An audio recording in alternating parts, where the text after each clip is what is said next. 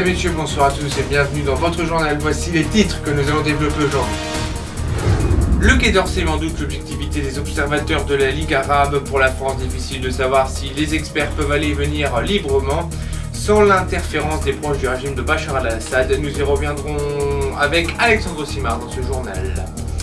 En septembre dernier, 2 Français ont tué une Israélienne à Tel Aviv durant leur séjour, une histoire de fait divers banal, mais qui aujourd'hui prend une tournure politique. La famille de la victime demande l'extradition des 2 Français et en appelle à la présidence. Nous ferons point dans un instant. Après l'année 2011 particulièrement bonne pour le cinéma que nous réserve celle de 2012 dans le registre de l'humour, vous y verrez sans doute un drôle de marsipulami de Gaulois et retour de la bande-annonce de Pied Nickelé dans Le Prêt-à-Porter.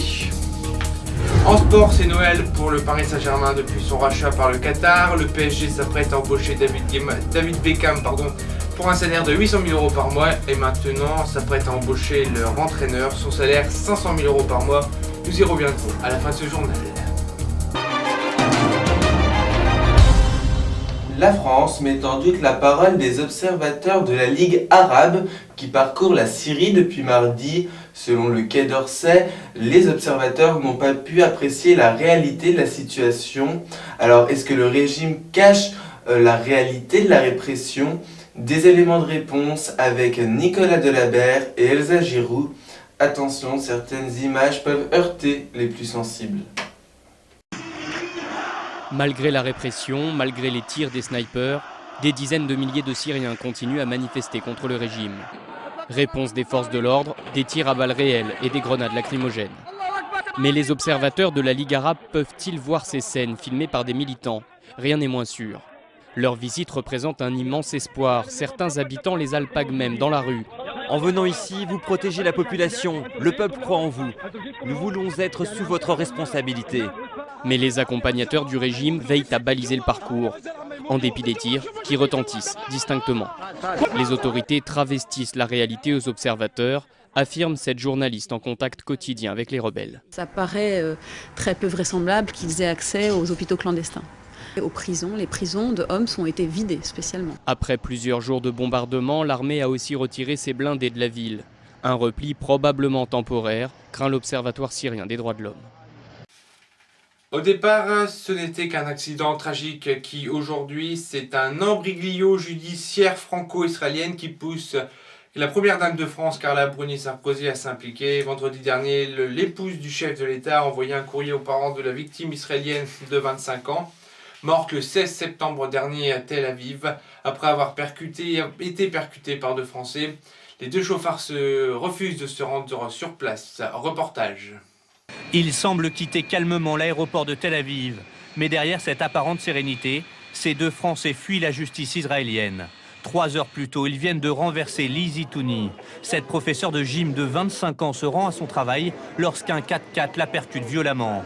À son bord, Eric Robic et Claude Isaac Kayat. Les 2 hommes ne s'arrêtent pas, plient bagages et prennent le premier vol pour la France. La jeune femme, elle, meurt sur le coup. Elle nous manque tellement. Ce sont des criminels. Et les criminels méritent d'être punis en tant que tels. Ce sont des meurtriers. Ils ont tué ma fille adorée. Quelques jours après, l'un des 2 chauffards accorde une interview à une chaîne de télévision israélienne. Il tente alors d'expliquer sa fuite. On a fui parce qu'on a eu peur. On est français et pas israéliens. Sur le coup, on s'est dit qu'en Israël, on allait prendre 20 ans de prison. Ils ont totalement paniqué. Et dans cette panique, ils n'ont pensé qu'à une seule chose, revenir sur le territoire national pour être près de leur famille. Mais pour l'État hébreu et la famille de Lizzie Touni, justice doit être rendue en Israël. Pour ce faire, sa mère écrit à Carla Bruni-Sarkozy, qui lui répond à titre personnel. Les autorités françaises et israéliennes coopèrent activement pour que les procédures en cours se déroulent rapidement et efficacement. L'État français n'extrade pas ses ressortissants, préférant les juger lui-même. Il est possible en France de les juger sur plainte de la famille de la victime ou sur dénonciation de l'État dans lequel les faits ont été commis. L'intérêt pour eux est que la loi française est plus favorable en matière d'homicide involontaire que la loi israélienne. En France, l'homicide involontaire est puni de 7 ans de prison. En Israël, les 2 hommes risquent 20 ans de réclusion.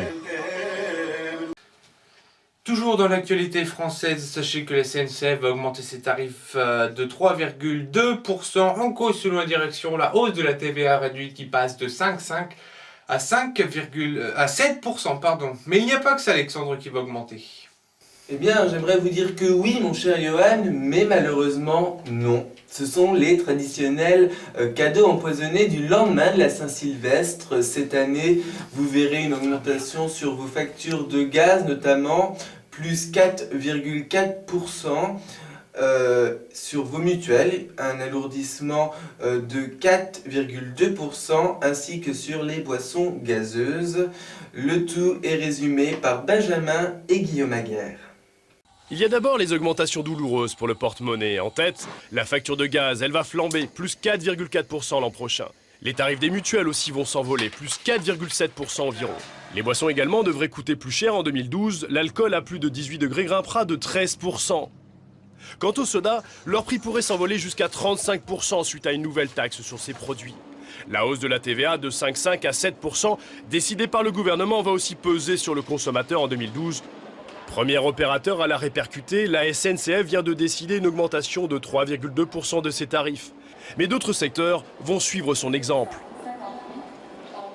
On va voir par exemple le carnet de tickets de métro qui va passer de 12,50 € à 12,70 €. En ce qui concerne un repas à 20 €, eh bien, il va prendre plus 30 centimes. Et puis une nuitée d'hôtel, eh bien, à 100 € et elle va prendre 3,40 €. Voilà, alors je vous propose de passer à un sujet plus léger que ces hausses de prix. Parlons cinéma, puisque c'est effectivement un domaine qui vous intéresse. Cette année 2011, vous avez été plus de 210 millions de spectateurs à vous rendre dans vos salles de cinéma.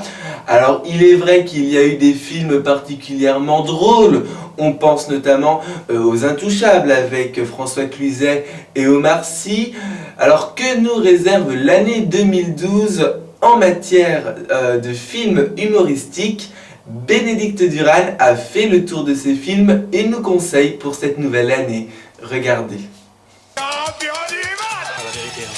Sans mentir, il nous avait manqué. 11 ans après, pour son 3e film, La Bande du Sentier s'exporte en Chine. Faut pas commettre d'impair avec le repas. Qu'est-ce que tu veux qu'il arrive? Il y en a qui s'échappent. Ouais. Oui, chérie, c'est nous.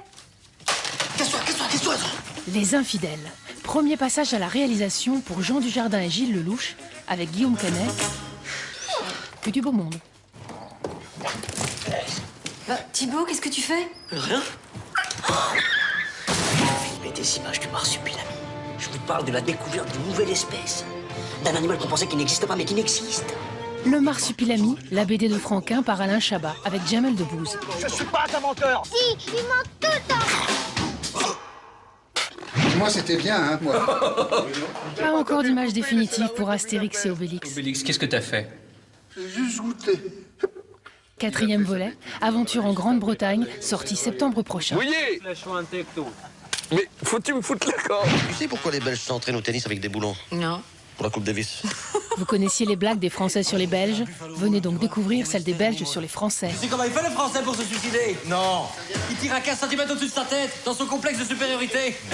Il était une fois, production française, présentée au Festival de l'Alpe d'Huez en janvier prochain.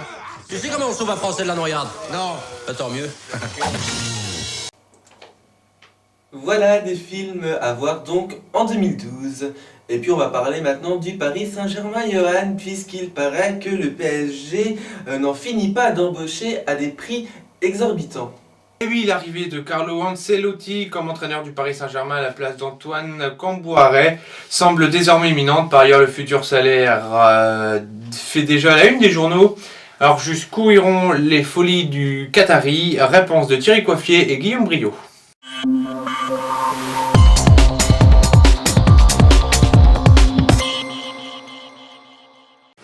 Devant le Parc des Princes, beaucoup de grosses berlines ont défilé, mais impossible de savoir qui s'y cachait.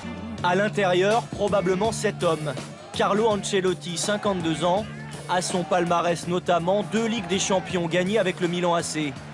Un nom et une expérience que le PSG version Qatari rétribuerait 500 000 € net par mois. Le Paris Saint-Germain continue donc ses emplettes. David Beckham devrait rejoindre le club parisien. Son salaire brut avoisinerait les 800 000 € mensuels, là aussi un record. Ces transferts faramineux devraient stimuler la concurrence dans le championnat de France et peut-être mener le Paris Saint-Germain au succès sportif, comme Madrid et ses Galactiques, vainqueurs de la Ligue des Champions en 2002. Voilà, avant de clôturer ce journal, retour sur la principale information. La France met en doute la parole des observateurs de la Ligue arabe. Selon le Quai d'Orsay, les observateurs n'ont pas pu apprécier la réalité de la situation en vue de leur court séjour. Voilà, et c'est la fin de ce journal, merci de nous avoir suivis. J'ai été très heureux de vous présenter cette première édition sur ce nouveau plateau en compagnie de Johan. Pour 2012, on peut vous souhaiter bien évidemment plein de bonnes choses, plein de bonheur. Mais également, moi ce que je vous conseillerais, c'est de prendre du temps pour vous, c'est très important. Nous, bien évidemment, nous serons là pour vous informer, en espérant avoir que de bonnes choses à vous dire en cette année 2012. Merci de votre très haute fidélité et de votre confiance sur Info TV. À très vite. Merci de votre fidélité.